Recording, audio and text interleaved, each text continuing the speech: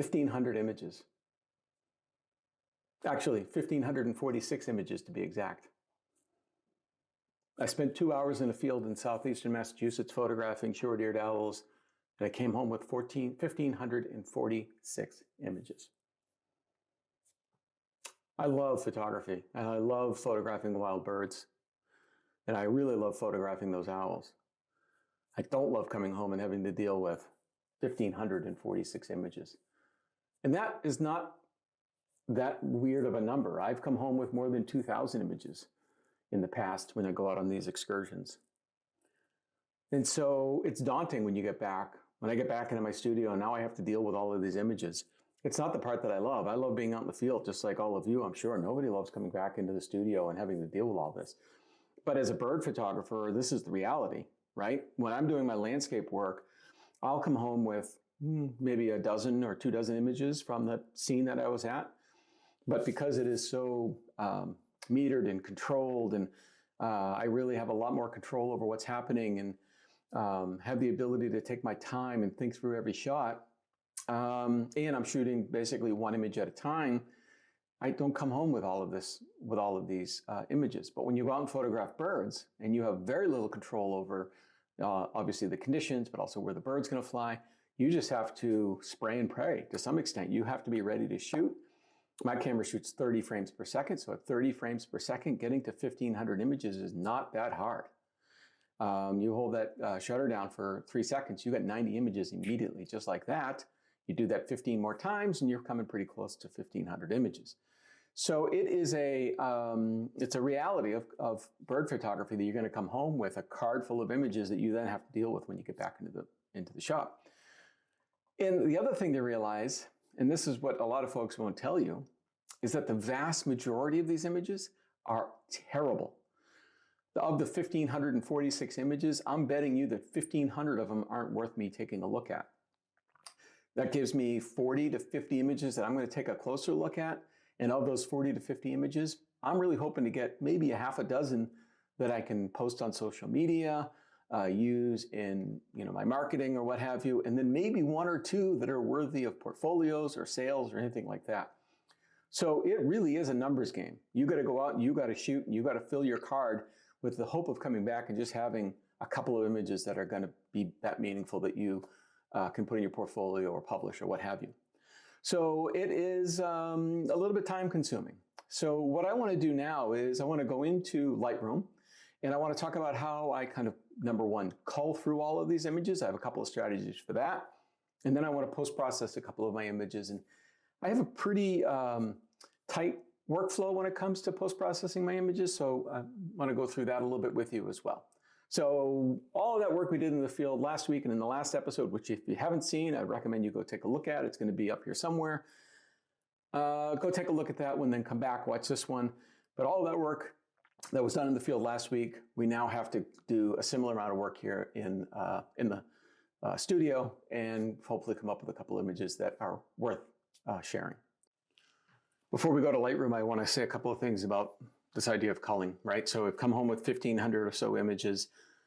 I got to make some sort of initial, I got to do some sort of initial triage to decide, okay, these are the images I want to work with and these are the ones that I don't. And I mean, some people go through every single image. I do not. I will scan through the images and I'll make some really quick judgments and hopefully be able to narrow it down by, from 1,500 to maybe several hundred. So there's a few things I'm going to look for. One is I'm going to look at the light. Is it bad light? Particularly if it's underexposed because maybe the bird flew into the sky or is backlit now or something along those lines. Recovering those shadows, especially if you are in a low light area already, when you're shooting in a higher ISO, recovering those shadows is going to introduce a lot of noise. And I'm just probably not going to be able to come up with a super crisp image. So anything that is in bad light is probably going to get weeded out my first run through. Secondly, it's just a poorly exposed image. It could be that the bird was not backlit, but just for whatever reason, I exposed it poorly. Again, the same thing here. If it's underexposed, in order to correct that, I'm going to have to introduce a lot of noise, which I don't want to do. And so almost always, if it's an underexposed image, whether it's because it's backlit or I just executed poorly, that's almost always going to be an image I'm going to just call out immediately and not work with. The next criteria I'm going to look at is focus.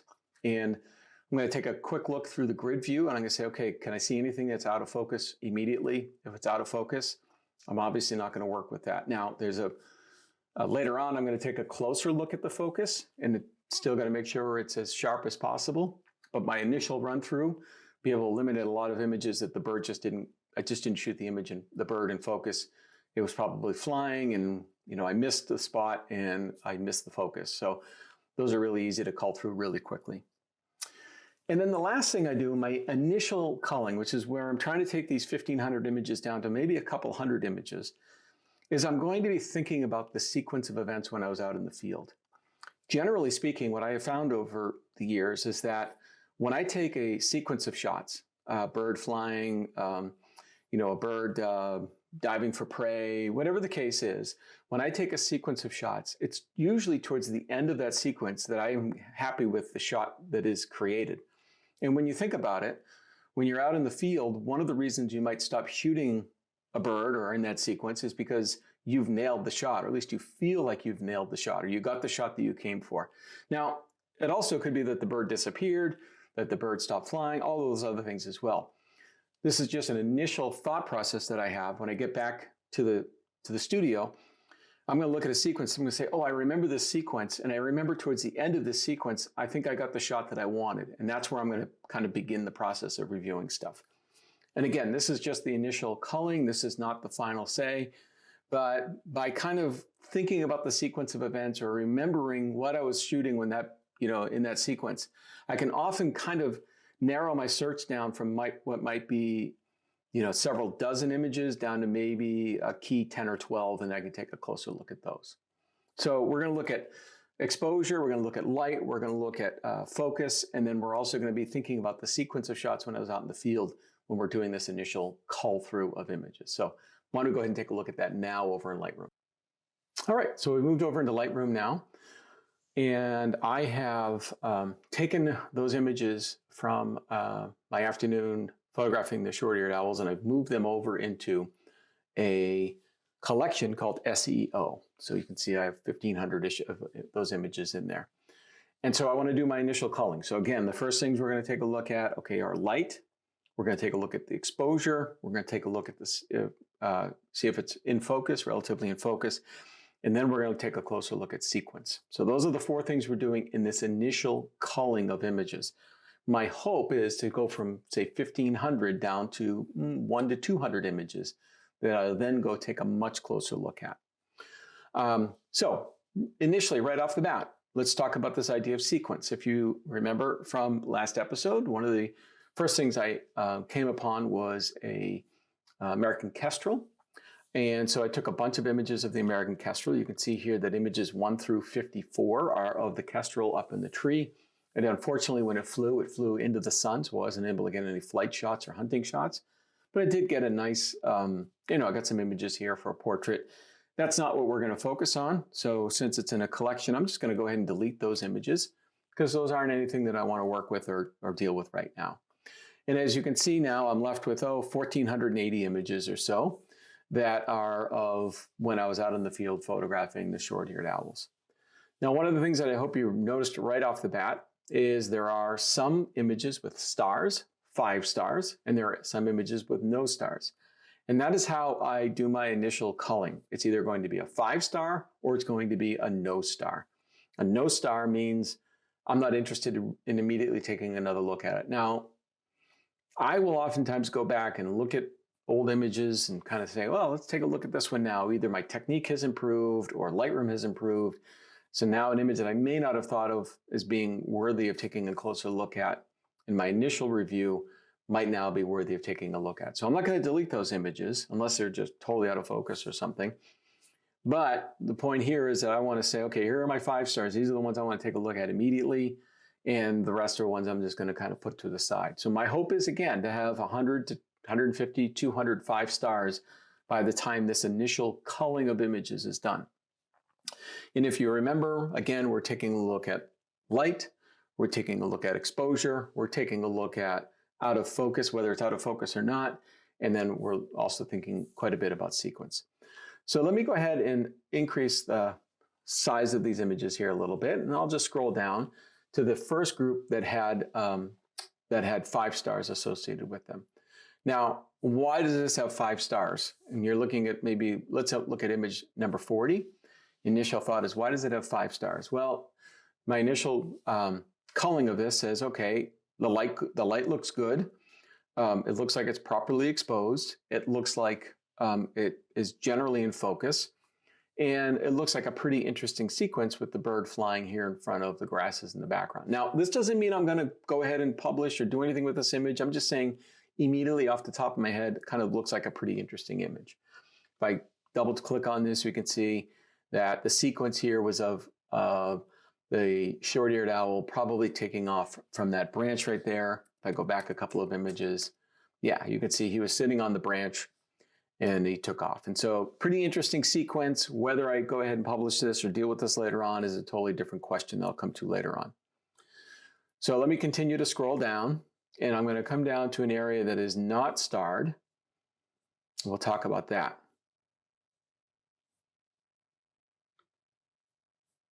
Okay, we're going to talk about from 266 to about image 300. And for the most part, these are not starred. There is one that is starred. I'll talk about that in a moment. But why aren't these starred? Well, let's take a look at our thing. The sequence looks really interesting. We have multiple birds in flight, so that's really interesting.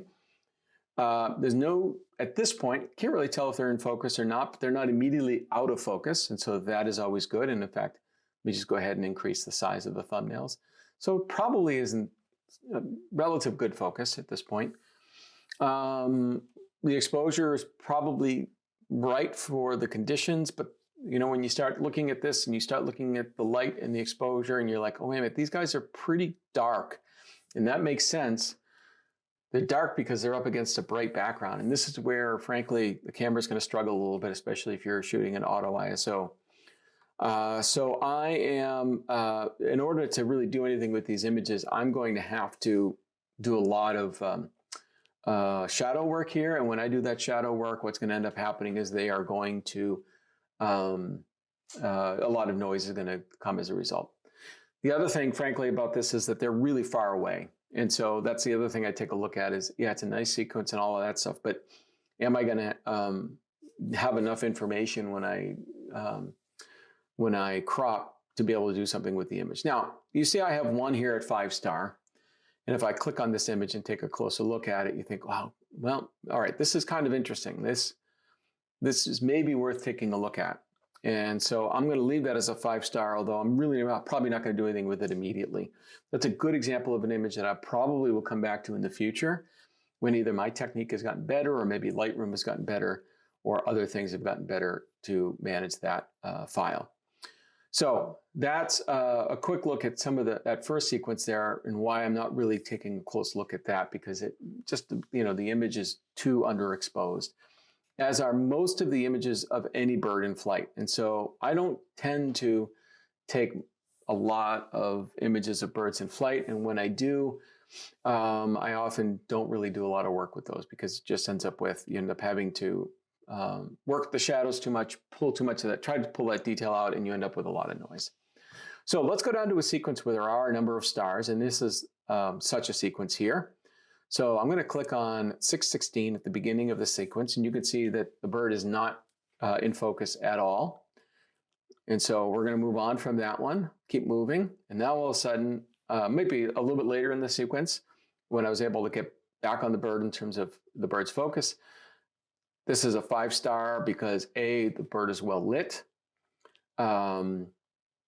he is well exposed, his face is lit up, that's really important, he is in focus, and it's a pretty interesting sequence. Anytime these birds are flying at you and showing, you know, their face to you, it's a pretty interesting sequence, especially when, you know, you can get their eyes. And so let's take a real closer look at that guy, right? So he is coming right at me with those big yellow eyes. So that's a pretty interesting shot right there. Thus the 5 stars here down below. And you can see I kind of worked through this entire sequence, right? So the whole time he's coming right at me, and those big yellow eyes are focused on me. And now it's just a matter of saying, okay, what is the part of this sequence that is most interesting? Because that's probably, this is a sequence of images that I'm going to want to work with here moving forward. Again, well lit, well exposed, in focus. We'll talk more about that later. But now, pretty interesting here how a pretty interesting sequence of events, thus the stars.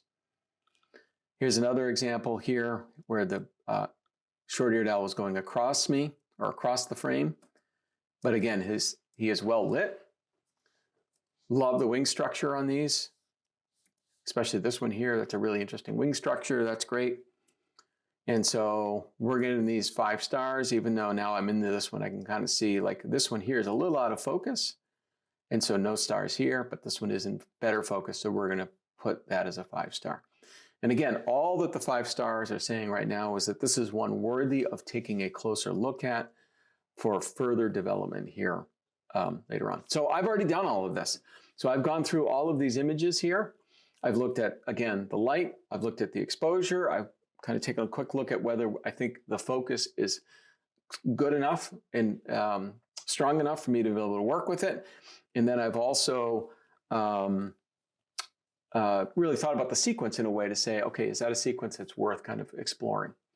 And is it interesting enough that the bird's doing something interesting enough? Like here's a good example here of the bird diving. Now, what concerns me about this image is just the brightness of that, of the underside of the wing. I kind of wish he was diving facing us, but still a pretty interesting sequence.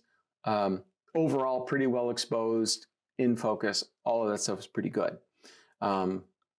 So anyway, so I have all of these. So now if I come up here and I filter by 5 stars, after I've done all of this work, you're going to see now I'm down to 131 images. So all of that work of 1,600 whatever images that I had, done my initial culling, and I'm down to 131 images. That sequence of events probably takes me about 20 minutes. Kind of going through the process that I just went through a moment ago. And I'm not like super selective. I'm not saying, that this is one that is going to be like finally a final one. I'm just going through really quickly and giving it a 5-star or not. A 5-star meaning, I want to work with it some more, or it's worth looking at some more. If it's not a 5-star, it's just not one that I'm going to work with moving forward. So now that I have these 5 stars, now I can go through and say, okay, which ones do I want to start working with initially? And let's do that next.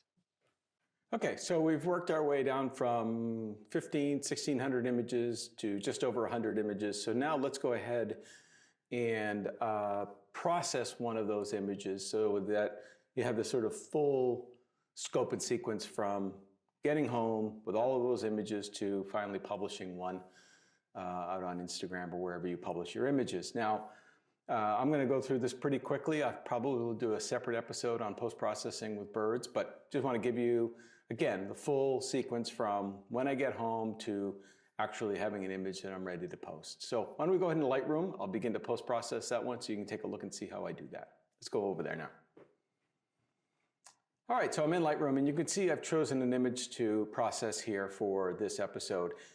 There's a couple of reasons why I chose this image. Number one, I think a nice image of the bird flying across the screen. The wing structure is really nice. The lighting is good. The bird is in focus.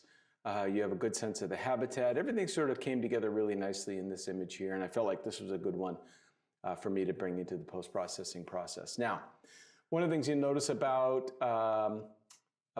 this image here is we are at about ISO 320. So it's not, we don't have a ton of noise in this image. That being said, I am still going to bring it over into Topaz Photo AI, and we're going to edit a copy of that. Now there are other photo, softwares you can use here. Topaz is the one that I tend to use the most.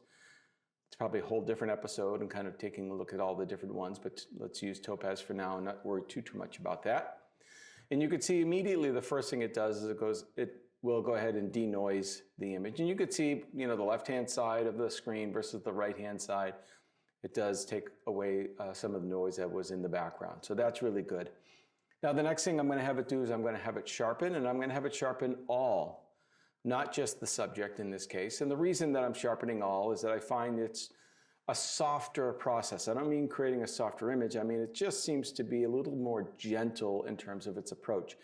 I find sometimes if I am going to sharpen just the subject, I find that sometimes it just comes out just a little bit too sharp and almost crunchy like. And you can see this does a really nice job here of, let me go ahead and pull this over. If you can see, before and after, I really like the way that it's done, the sharpening here. So we're going to export that image back into Lightroom. And you can see this just takes a few moments. It's going to come over, and it's going to come over as 561-5. So if I come back over into Lightroom, you'll see here in just a moment, my new image will arrive. That's my -5 image. So we'll give that just a second. Here's my original. And the new one now comes over in, and you can see that we have the -5 name down there. So the first thing I'm going to do is I'm going to crop my image. I like to have a sort of final crop in mind as I work through it. I like to use the rule of thirds and the ruler to line my image up. I like to have oftentimes my bird in the upper third, in either the right hand or the left hand third of the image, depending on which direction the bird is flying. In this case here, the bird is flying right to left, so I'm going to put him on the right hand side so he has the rest of the image to quote unquote fly through. I like to have them in the upper third as they're flying, in part because, especially in this case here, let me go ahead and use that crop, and you can see the field, the marsh that it's flying in. You get a good sense of its habitat by cropping it the way that I did there. Okay, so this is the image. It's cropped pretty close to where I want it to be. So I'm going to come into the basics here, and the first thing I'm going to work on is white balance. And I always hit the auto white balance to begin with, just to give a sense of where Lightroom thinks the white balance is supposed to be. In this case, it's a little bit too cool for me. If I come back to as shot, that's also just too warm. So somewhere in between is probably the right answer. So I'm going to go auto, but I'm going to warm this up some. And that gives a good sense of the warmth that day. Remember, the sun was setting behind me. So there is some warmth from that sun. I think it's worth having as part of the image.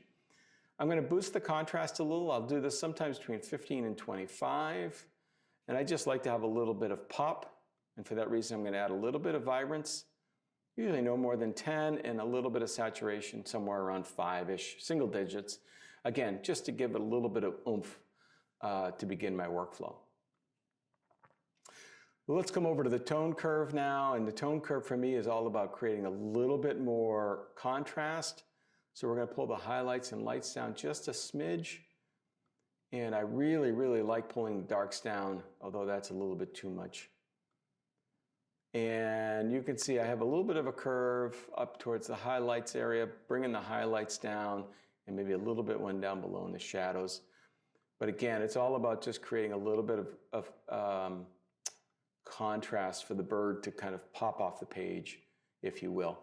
Now I'm going to do that a little bit more here, and I'm going to do that specifically in masks. And I like to mask using the object, not the subject. So I'm going to, let me go ahead and delete that. That's not what I meant to do. I'm going to delete that. But I am going to objects, and I'm going to choose, I don't know what this is called, I guess rectangle select. So we're going to choose this. I'm going to say that's the object within the rectangle. And you can see if I hover over, I get it does a really nice job finding the subject there. From here, I'm just going to give it a little bit of boost of exposure. I'm going to give it a little bit of warmth, again, trying to really kind of capture the sun that was hitting the underside of this owl on this day. We're going to open the shadows slightly so I can get a little bit more on that face. And then I'm going to bring my highlights down and my whites down just a touch, not a lot. And the last thing I'm going to do is I'm going to come down here to texture, and I'm going to add some texture to the bird. Again, the bird is what we're working with here. That's the mask. I like this because I think it really makes it pop, gives it a little bit more sharpness to the bird itself. Then we're going to come up to the mask, and I'm going to duplicate and invert the mask.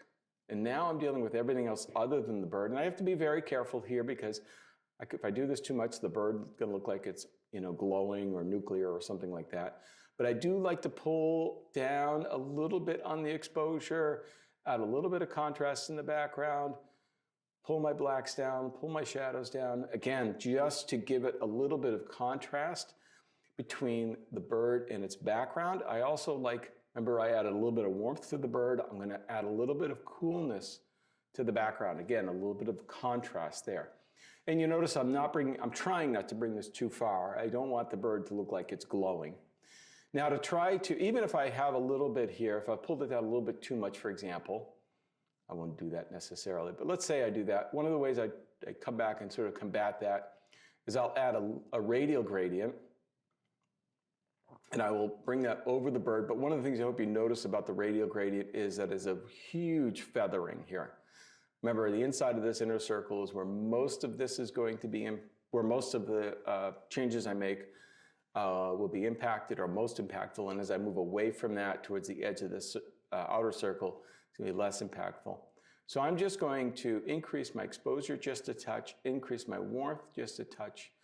You might think, well, what does that really do? If I turn this off and turn it back on, you get a sense it just sort of highlights the bird in a way. And it's not a big difference, just a subtle difference. I just think it's a nice way to highlight the bird in flight. It also helps to keep the viewer's eyes kind of going towards the bird. And the last thing I'll do oftentimes, not every time, but oftentimes is I will add a little vignette. Again, we're going to keep our viewer's eyes focused on the bird. We don't want them sort of peering off towards the corners. Now, this is pretty much all I'm going to do. I think the one thing I will do is I don't like having this read sort of half in and half out of the image. So I think I will close down just a little bit more on my crop just to eliminate that. And some people might want to eliminate this. I think I'm going to leave that. I don't think that's too big of a deal. So there's my final image, and you can see the bird is well exposed, really has a nice contrast between the bird and its background, but it's not glowing, it's not like nuclear, it's not out of place. And the crop is such that I'm not only celebrating the bird, but also telling a little bit of story of the habitat that it's living in this sort of field marsh area. Well, I hope that was helpful. We went from collecting images out in the field to culling them to post-processing one. And yeah, I did some of this stuff pretty quick, and I look forward to creating a new episode on post-processing all by itself. But for right now, I hope this was helpful. And I think, or I hope, that some of you may have some other ideas. And if you do, I would really ask you to offer them in the comments down below. My whole goal in creating this YouTube community is for us all to share and for us all to learn from one another. I have some wisdom to impart, but I know that I don't have all the answers to all the questions on the test. So if you have other things you'd like to add, please do so down below. Otherwise, a like and subscribe will go a long way to helping me out. So if you wouldn't mind doing that either, that's a big help as well. So take care, everybody. Hope this episode was helpful, and I look forward to seeing you in the next one. Bye now.